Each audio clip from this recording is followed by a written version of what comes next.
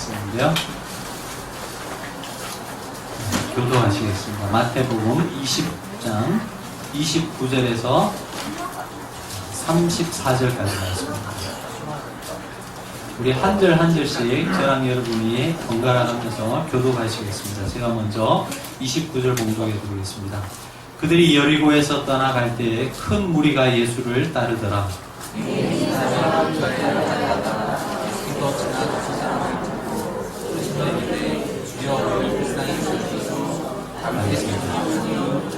우리가 꾸짖어 잠잠하라 하되 더욱 소리질러 이르되 주여 우리를 불쌍히 여기소서 다윗의 자손이여 하는지라.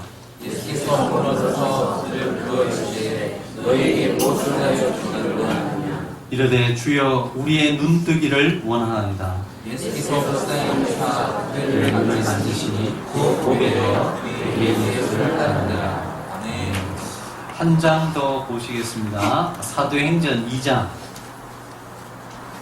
표구에는 안 나오는데요. 사도행전 2장 14절에서 18절까지 말씀입니다.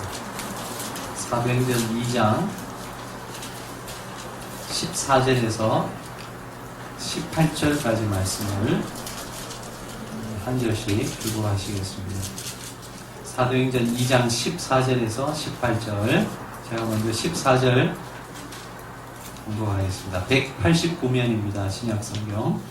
베드로가 11사도와 함께 서서 소리를 높여 이르되 유대인들과 예루살렘에 사는 모든 사람들아, 이 일을 너희로 알게 할 것이니 내 말에 귀를 기울이라.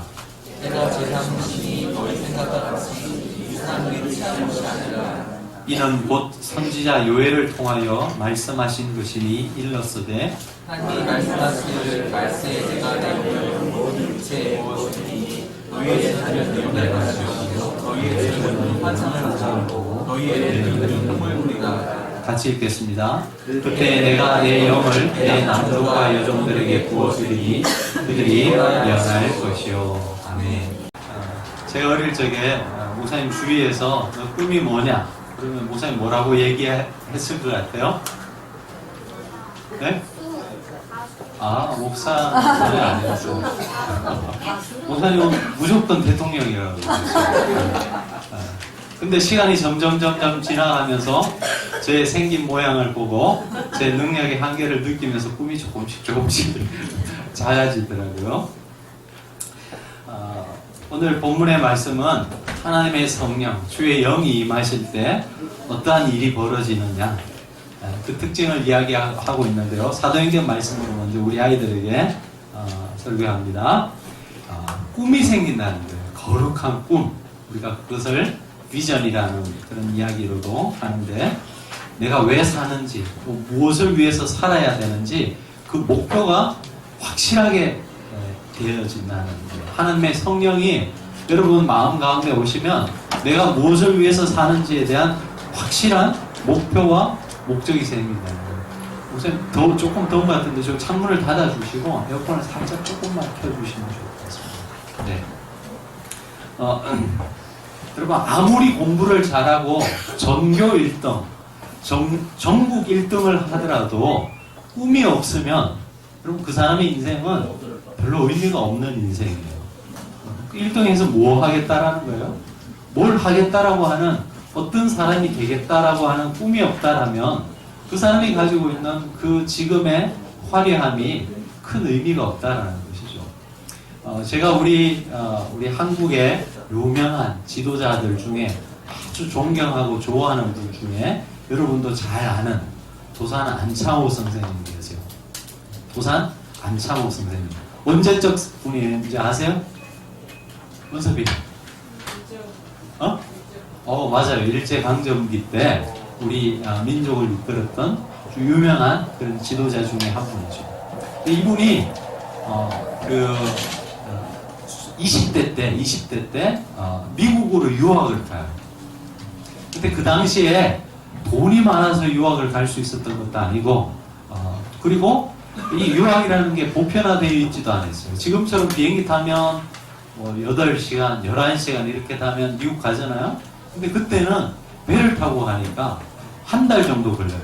또 바로 가는 게 없고 일본을 갔다가 일본에서 이제 배를 타고 미국으로 건너가니까 한 달 정도 건너는데 여러분 한인들이 많이 있었던 것도 아니고 잘 사는 사람들은 그렇게 떠날 이유가 없겠죠.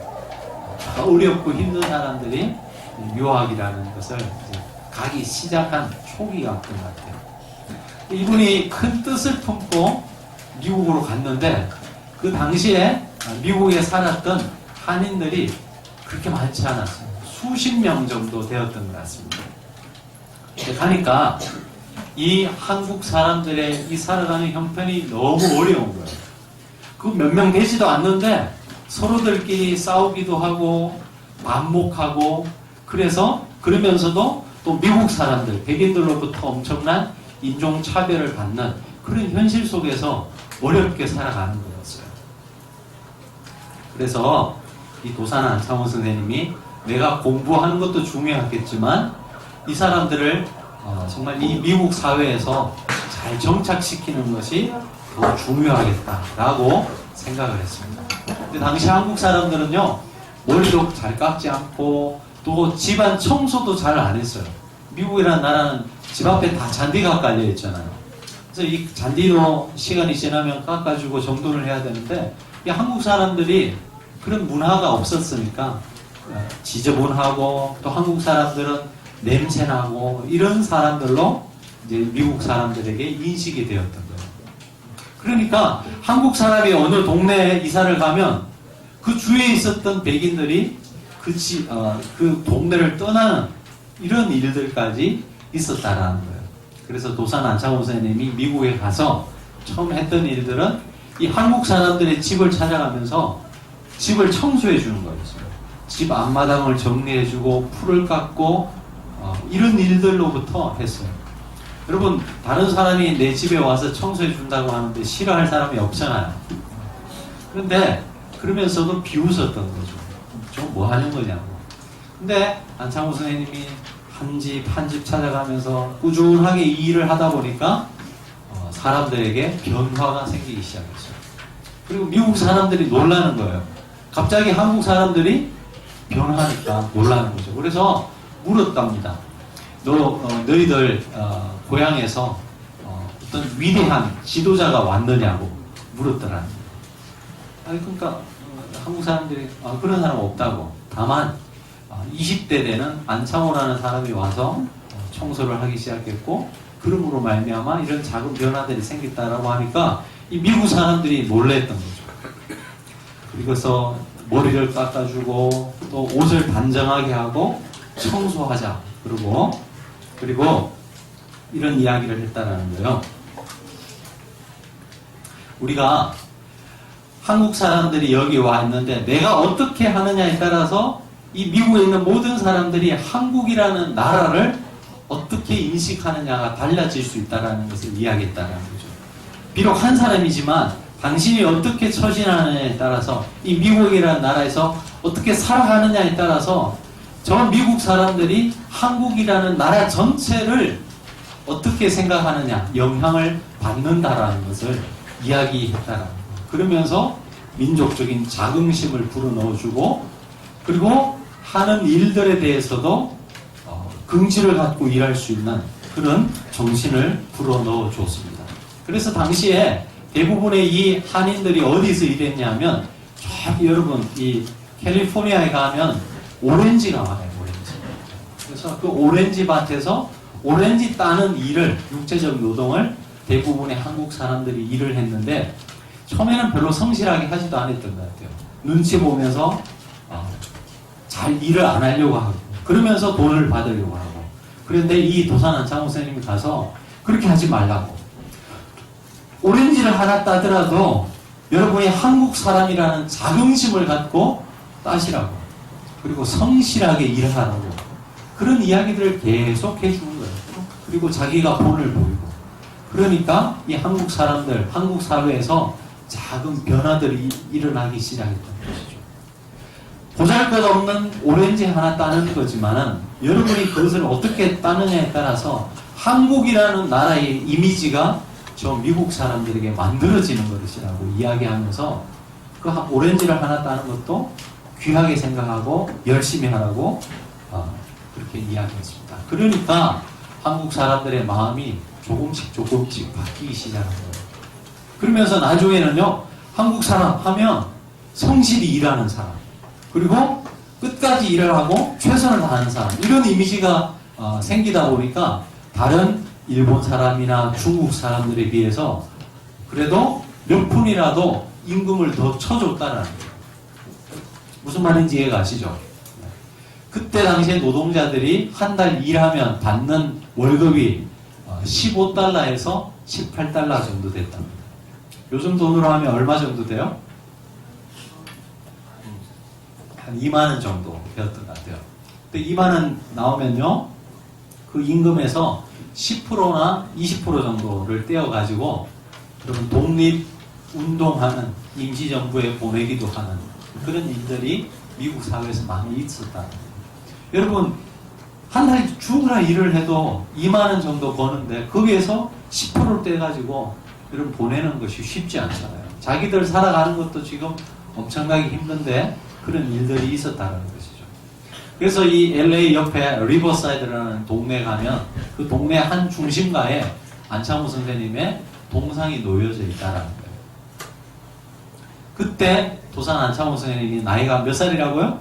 몇 대였다고? 20대였다는 거예요. 20대. 여러분 10대죠? 우리 어린 친구들은 아직도 8살, 9살이지만 대부분 10대입니다. 조금만 있으면 20대 되는 거예요. 그렇죠. 그런 나이에 도산 안창호 선생님이 정말 귀한 일들을 많이 했다는 것이죠.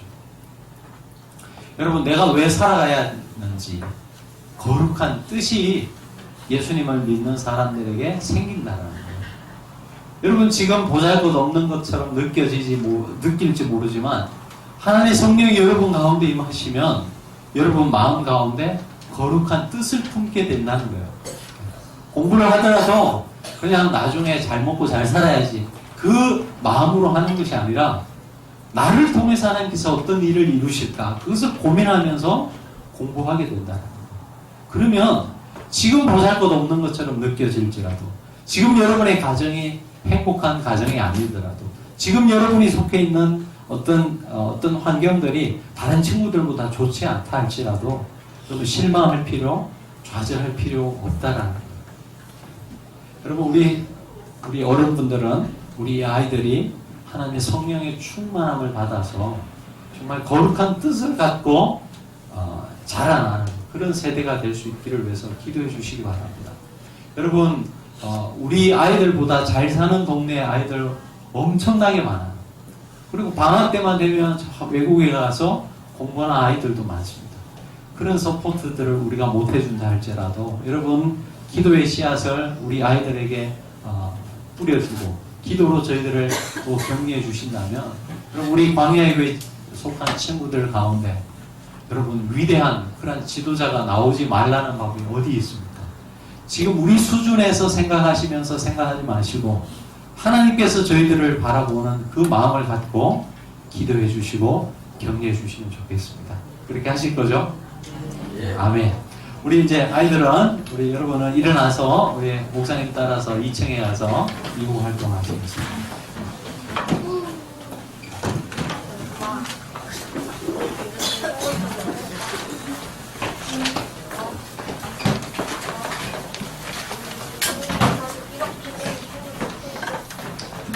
오늘은 마태복음 20장 말씀을 갖고 여러분과 함께 하나님의 영역을 나누겠습니다. 오늘은 가정의 주일이고 그래서 가정에 대한 이야기들을 해야 되는데 참 조심스럽더라고요. 여러분 오늘 설교가 김창긴 목사라는 한 사람의 어떤 말이 아니라 오늘 이 시간 저와 여러분에게 주시는 하나님의 말씀이라고 생각하고 들으실 수 있었으면 좋겠습니다. 미국에 있는 수감자들을 대상으로 조사를 했답니다. 이 사람들이 어떤 공통점이 있는지를 조사를 했답니다. 그랬는데 조사를 했는데 어떤 것도 공통점이 없는 거예요. 인종도 다르고 또 나이도 다르고 또 성별도 다르고 민족도 다르고 어느 것 하나 공통점을 찾지 못했답니다. 근데 딱 하나 공통점을 찾았답니다. 무슨 공통점이 있었느냐? 바로 그 조사를 해봤더니 대부분의 수감자들이 어릴 적에 그 가정 환경이 그렇게 좋지 못했다라는 거예요. 요즘은 여러분 가정의 이 경제적 상황과 대학 진학률도 굉장히 연관되어 있다는 그런 보고서들을 우리는 자주 보게 됩니다. 가정 환경이 우리 인간에게 얼마나 큰 영향을 주는지를 보여주는 그런 지표들이 굉장히 많이 생겼습니다. 어떻습니까? 여러분 희망이 생기세요? 아니 오히려 그런 지표들을 보면서 더 낙심하고 어쩌면은 실망하게 되는 그런 경우들은 없으신지요? 제가 어릴 적에 가정주일 5월이 되면 늘 듣는 그런 설교들의 주요한 내용들은 이런 것이었습니다. 부모님이 자녀를 끔찍히 사랑하는 그런 좋은 예화를 들려주시면서 그렇기 때문에 자녀들은 부모님을 공경해야 된다. 이런 어떤 설교를 굉장히 많이 들었던 것 같습니다. 근데 저는 그런 설교를 들으면 두 가지 마음이 들었어요. 먼저는 저렇게 살아야지 정말. 내가 알지 못하는 부모님의 사랑이 있을 거야.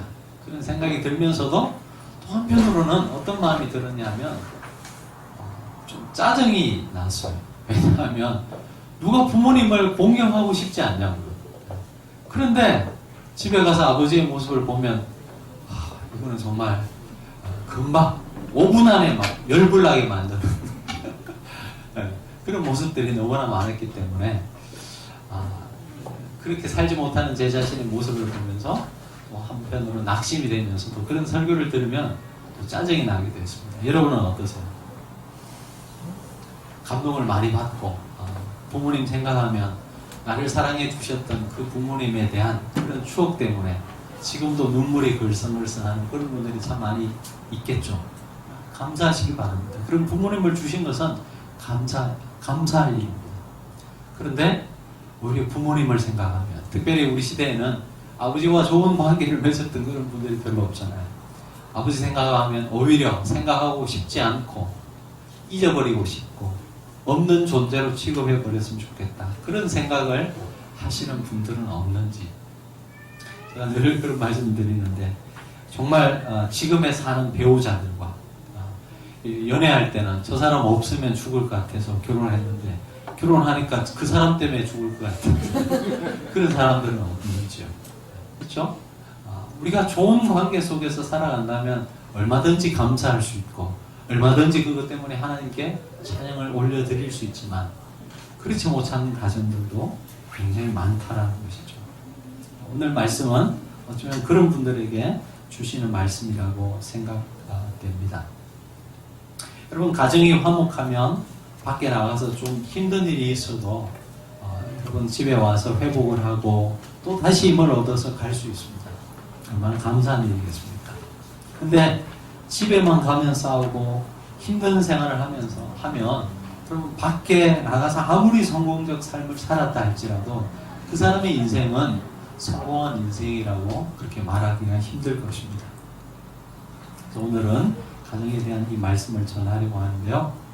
오늘 이 말씀의 내용은 여러분 잘 아시죠? 예수님께서 마지막 여리고를 떠나서 이제 예루살렘으로 십자가를 지기 위해 가는 여리고를 출발하려고 하는 그 찰나에 일어났던 이야기입니다. 이 이야기가 여러분 이 가정주일과 무슨 상관이 있는지 한번 생각해 보았으면 좋겠습니다. 말씀드린 것처럼 이제 갈릴리를 떠나서 예수님께서는 마지막 십자가를 지기 위해서 예루살렘 성을 향해서 가십니다. 그리고 그 길에 여리고 성을 지나게 됩니다. 여리고 성을 떠나려고 하는 그 찰나에 저쪽에서 시각장애인 두 사람이 고래고래 소리를 지릅니다. 다윗의 자손 예수여 우리를 긍휼히 여겨 주옵소서. 다윗의 자손 예수여 나를 긍휼히 여겨 주옵소서. 너무 시끄러우니까 사람들이 뭐라고 좀 조용히 하라고. 예수님 지나가시는데 왜 그렇게 소리를 치냐 그렇게 꾸짖습니다. 여러분 무리가 왜 잠잠하라고 그 두 사람을 꾸짖었을까요? 왜 그 두 사람을 향해서 잠잠하라고 그렇게 꾸짖었을까요? 질문이 너무 어렵습니까? 시끄러우니까 그렇겠죠. 그렇지 않겠습니까? 그렇죠. 가끔 식당 가면 우리 아이들 막 떠드는 아이들 있잖아요. 부모님이 잘 통제를 안 하는 경우도 굉장히 많습니다. 그러면 주위에 있는 사람들이 다 눈살을 찌푸리죠. 제가 듣기로는 일본은 절대 그럴 수 없다고 그러더라고요. 그러면 부모님이 당장 그냥 아이들 그냥 그 자리에서 굉장히 엄하게 훈육시키는데 우리는 그렇지 않냐더라고요. 자, 여러분 그런 상황에서 그 아이들을 향해서 조용하라고 이야기하는 것이 잘못된 것입니까? 그렇지 않죠. 그것은 다른 사람이 함께 살아가는 공중도덕을 지켜야만 함께 살아갈 수 있는 것처럼 얼마든지 정당하게 요구할 수 있는 것입니다. 그것은 정당한 것이죠. 이 사람들의 태도에 문제가 있었던 것은 아닙니다. 이 두 사람 고래고래 고함치는 이 사람들에게, 이 두 사람에게 조용하라고 제지하는 것은 결코 잘못된 것이 아니었습니다. 그런데 그 두 사람은 이에 아랑곳하지 않고 더 소리를 질러서 예수님을 부릅니다. 다윗의 자손이여 나를 불쌍히 여겨주소서. 왜 이렇게 이 사람들은 이렇게 소리를 지를 수밖에 없었습니까? 삶에 절박한 문제가 있었던 것이죠. 그렇죠? 그들이 인식하지는 못했겠지만 이제 예수님은 이곳을 떠나면 다시는 이 여리고에 올 수 없는 상황이었습니다. 물론 그들은 이러한 상황들을 인식하지 못했겠지만 마지막 기회였다라는 거예요.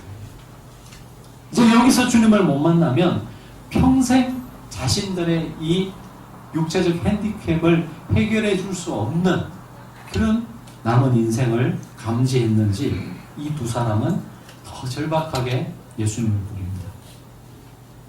여러분, 이 사람들을 꾸짖었던 그 주위 사람들은 지금의 이 상황만을 보았지만 예수님께서는 그 앞을 볼 수 없는 이 두 사람의 백그라운드를 생각하셨던 것 같아요. 왜 저렇게 소리 지를 수밖에 없는지, 그리고 저들이 2000년 전이라는 이 열악한 상황 속에서 육체적 핸디캡을 갖고 지금까지 얼마나 힘든 삶을 살았는지에 대한 그 전 이해를 가지셨던 것이라는 거죠. 저들도 인간으로서 자신들의 이 행위가 상식적으로 잘 납득이 안 된다는 것을, 무례하다는 것을 알 텐데, 그럼에도 불구하고 저렇게 고래고래 소리를 지를 수밖에 없는 그 상황에 대해서 예수님은 깊은 긍휼의 마음을 가지셨다는 것이 이 사람들 주위에 있었던, 그들을 책망했던 사람들과 예수님이 가지셨던 가장 큰 차이점이라는 것입니다. 여러분, 가정에 문제가 있어서 교육자들을 찾아와서 상담하시는 그런 우리 분들이 있으세요. 여러분, 그 말들 들어보면요, 틀린 말이 하나도 없어요. 다 그분 입장에서는 충분히 그렇게 생각할 수 있는 부분입니다. 그리고 제가 그 입장이라도 참 힘들겠다. 왜 저 배우자가 저렇게 이해를 못 해줄까? 왜 저 자녀들이 저 엄마의, 저 아빠의 마음을 이해하지 못할까? 이런 답답함이 생길 때가 있습니다. 그분들의 요구가 잘못된 게 아니에요. 얼마든지 그렇게 요구할 수 있고 불평할 수 있는 부분입니다. 그런데 오늘 이 예수님의 행동에서 우리가 또 다른 면을 한번 생각해 볼 수 있었으면 좋겠습니다.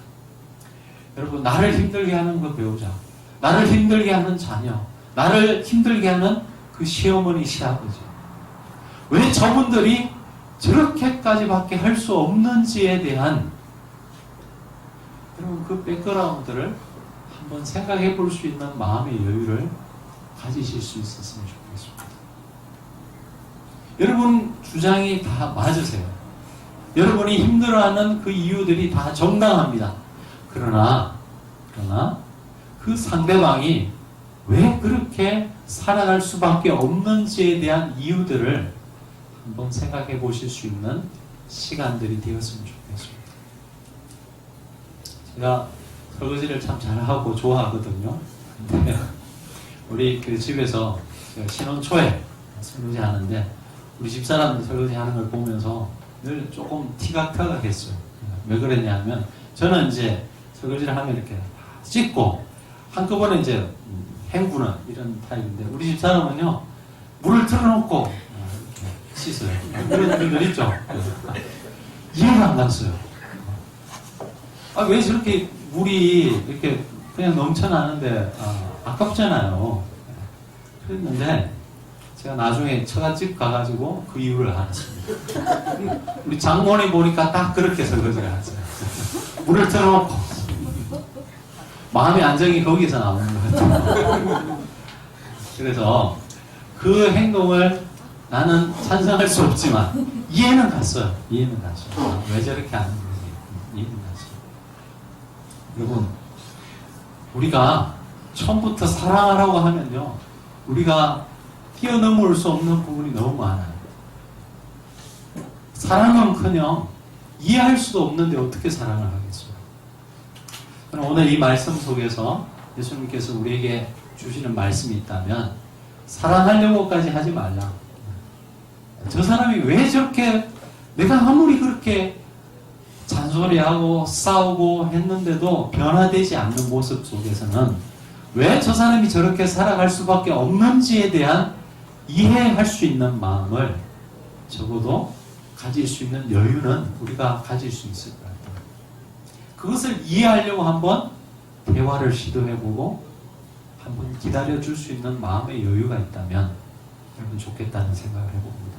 그래서 여러분 잘 소통이 안 되는 여러분의 배우자와 여러분의 자녀와 여러분 차를 마시면서 한번 진지하게 이야기를 나눌 수 있는 그런 시간을 한번 가지십사 권면을 해드립니다. 여러분 우리가 30년 살았다 40년 살았다 그래서 어떤 사람과 만나서 한 가정을 이룬다라고 했을 때 그 사람은 여러분 30년 40년이라는 시간을 훌쩍 뛰어넘어서 하늘에서 뚝 떨어진 존재가 아니죠. 30년 40년이라는 시간의 결과물로 지금의 그 사람이 있는 거예요. 그러나 우리는 그가 살아온 인생의 여정길을 모르는 겁니다. 그가 어떠한 배경에서 살아왔고 어떤 부모 밑에서 어떠한 교육을 받으면서 살아왔는지 전혀 알지 못합니다.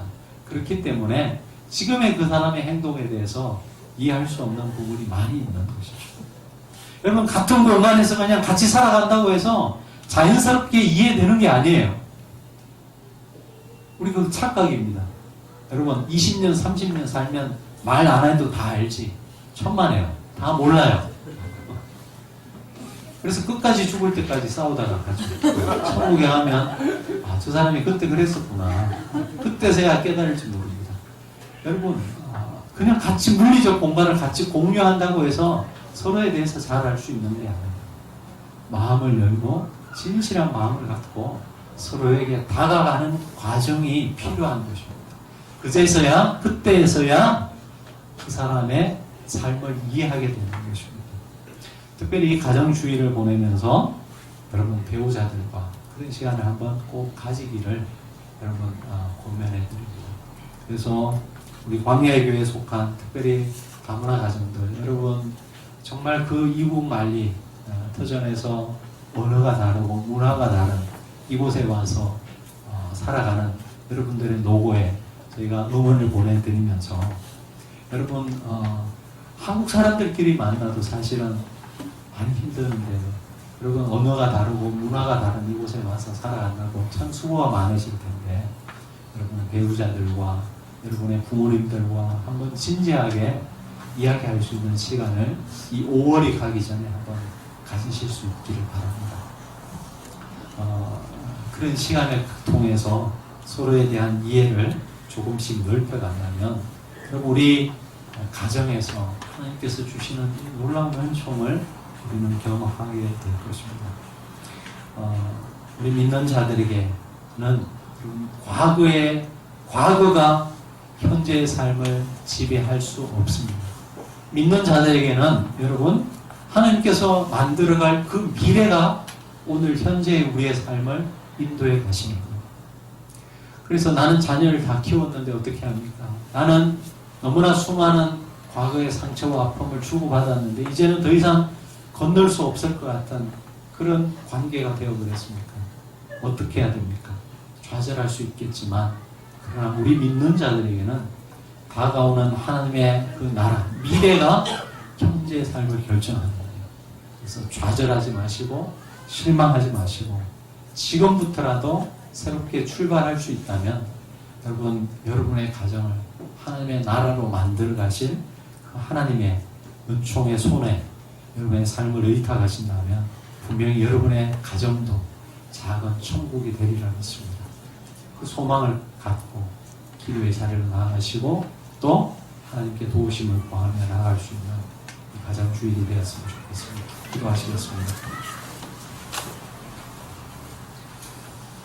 하나님 아버지, 우리에게 축복으로 주신 작은 천국과 같은 가정을 우리에게 주셨지만 우리는 그 가정을 통해서 오히려 더 많은 상처와 아픔을 경험하면서 살아갈 때도 많습니다. 특별히 우리 광야의 교회에 속한 믿음의 본속들의 가정을 지켜주시고 하나님 저들의 가정이 정말 하나님께서 만들어 가시는 작은 천국이 될 수 있도록 은혜를 베풀어 주시옵소서. 우리의 가정에서도 오고 있는 하나님의 나라를 맛보는 그런 삶의 자리가 다 될 수 있도록 인도해 주옵소서. 혹 지금 그런 삶을 살지 못한다 할지라도 하나님께서 만들어갈 그 궁극적 하나님 나라의 삶을 고대하면서 기대하면서 기도하면서 나아가는 저희들이 되게 도와주옵소서. 예수님 이름으로 기도합니다. 아멘.